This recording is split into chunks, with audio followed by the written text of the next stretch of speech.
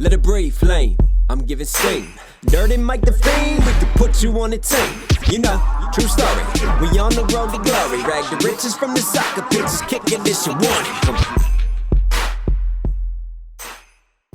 For cheap, safe, and reliable coin service, head on over to FIFACoinZone.com and make sure to use Dirty at checkout.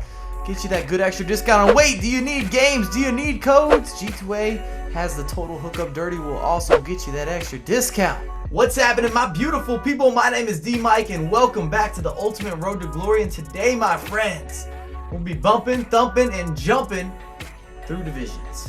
I believe we're in Division 3, and it's time for us to win a title. And remember, I'm using a new squad in every single video that is user suggested. So if you want me to try out a different team, get in the comments down below right now. Link it, type it out, whatever works for you. And today we've got a squad suggested by Nick. I made one minor change. I just wanted to have Quadrado on full chemistry. For the most part, the only change I made. We win out here.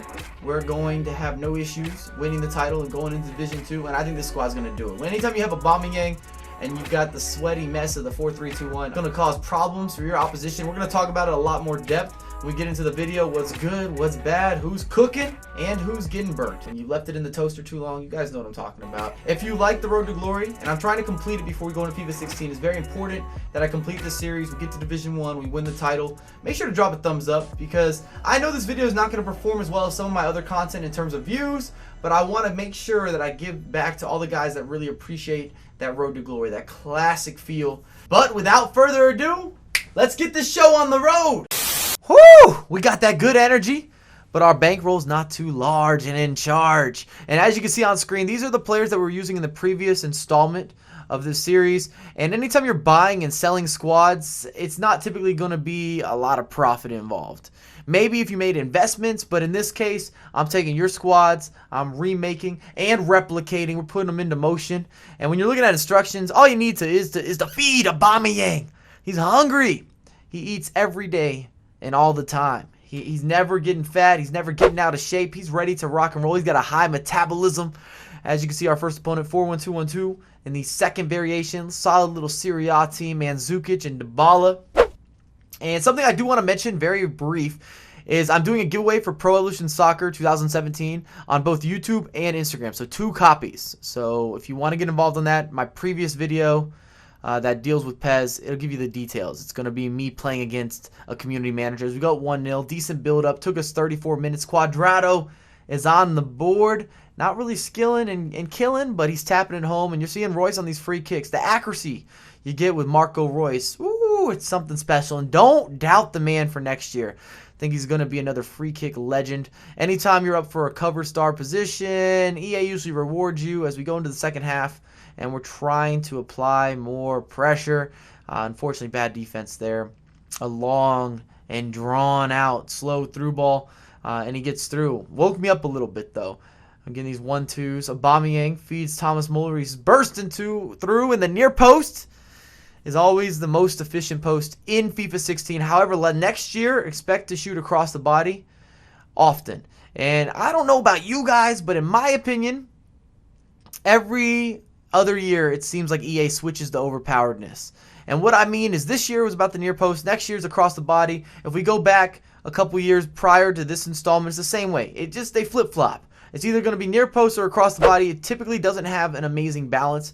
As we go into game number 2, 3-5-2, he's got some blues clues. But the problem is, I'm in a 4-3-2-1. And anytime you go against a 3 at the back, if you are a better player, you're going to make opportunities. Because you've got 3 strikers or left and right forwards, however you want to classify them. You're going to apply a lot of pressure. And we start out with a bang, the back heel of dreams, first minute. And we're up 1-0. That is not a good beginning. And the 4-3-2-1 is possibly the best counterattacking formation. It's got a lot of YOLO in it. And it's a formation that I don't always defend extremely well when using. However, man, do I score a lot of goals. If I'm starting to get to cruising, you do not want to be involved in that match. And this is going to be a good example of cruise control coming in loud and clear. When you turn on the radio, oh, you're hearing everything. You got the bass, you got the treble as we go up 4-0 in 39th minute. And Aubameyang is just made of pure AIDS. If you've used them in FIFA, which at this point you should have, he just gets bounces that very few players get on a constant basis. Another penalty kick. And you'll understand if you've used them, or if you've used players like Gareth Bale is another great example of someone who doesn't have to play well, but he just seems to get bounce backs, and the ball finds his feet. It's sticky.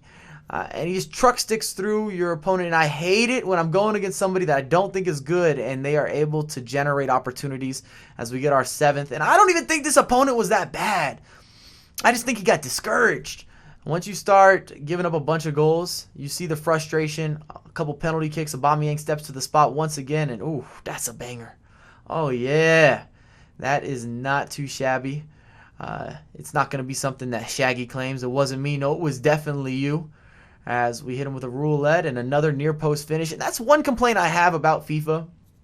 Each year, it's all about finding, I don't want to say the glitch, but finding what you can abuse and then implementing it into your gameplay. And I wish it wasn't that way, that the AI actually adjusted. Something I'm looking forward to with PES is because I know they take a little more time and they put more effort into their AI. Because goalkeepers give up anything and everything in this year's installment, as we just tap it home on the near post. Once you've figured out what works, it's just a matter of getting to those spots and good things are going to happen.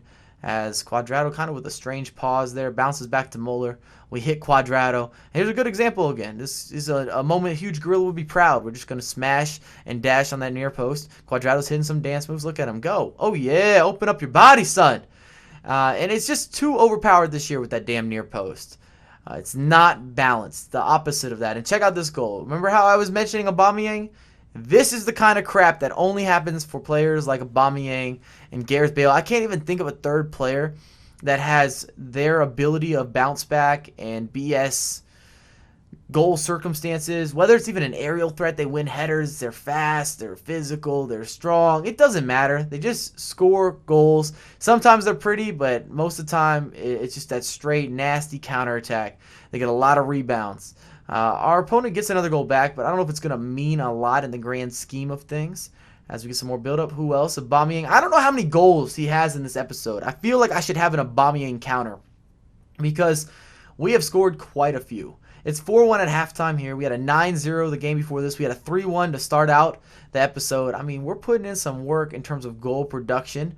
Can we get the counterattack? Oh, the deflection. What's going to go down? Kind of poor defending here. We left it wide open. Still a quality finish. I won't knock that. We can clap it up together.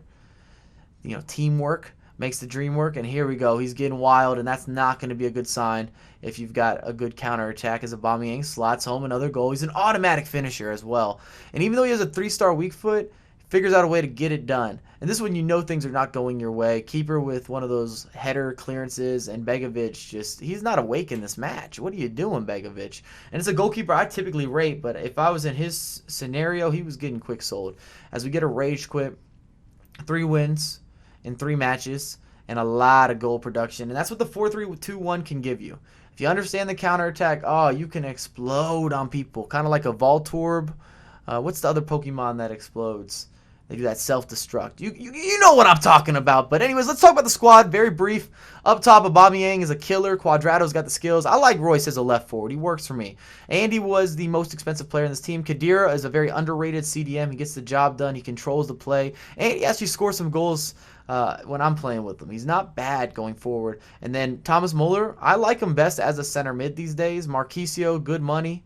Defense wasn't bad. You could have better fullbacks, especially in terms of technical skill. Zuma and Cahill, they're all right. And Courtois, he didn't have to make a ton of saves, but when he was called on, he did his thing.